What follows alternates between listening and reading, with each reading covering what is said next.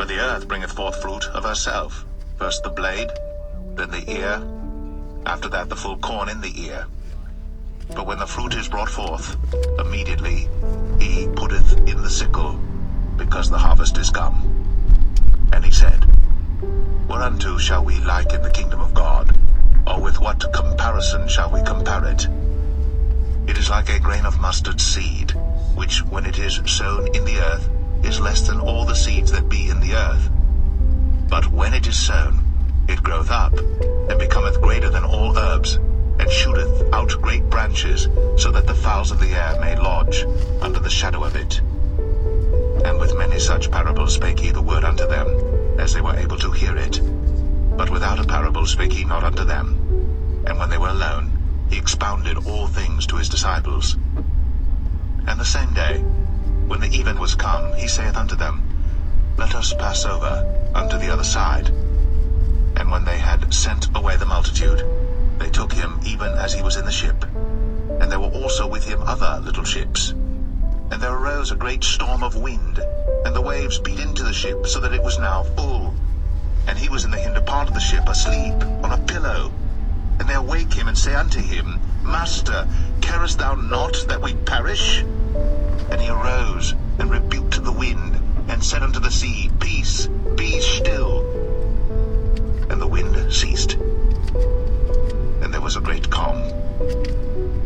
And he said unto them, Why are ye so fearful? How is it that ye have no faith? And they feared exceedingly, and said one to another, What manner of man is this, that even the wind and the sea obey him?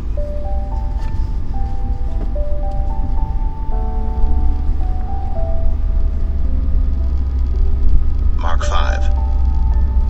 And they came over unto the other side of the sea, into the country of the Gadarenes. And when he was come out of the ship, immediately there met him out of the tombs a man with an unclean spirit, who had his dwelling among the tombs. And no man could bind him, no, not with chains, because that he had been often bound with fetters and chains, and the chains had been plucked asunder by him, and the fetters broken in pieces. Neither could any man tame him. And always, night and day, he was in the mountains, and in the tombs, crying and cutting himself with stones.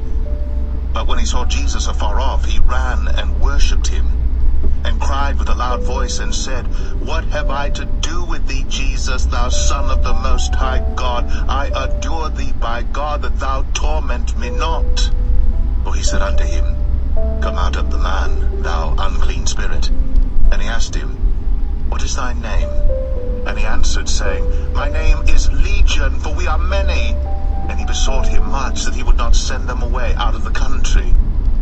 Now there was there nigh unto the mountains a great herd of swine feeding. And all the devils besought him, saying, Send us into the swine, that we may enter into them. And forthwith Jesus gave them leave. And the unclean spirits went out, and entered into the swine. And the herd ran violently down a steep place into the sea. They were about 2,000, and were choked in the sea.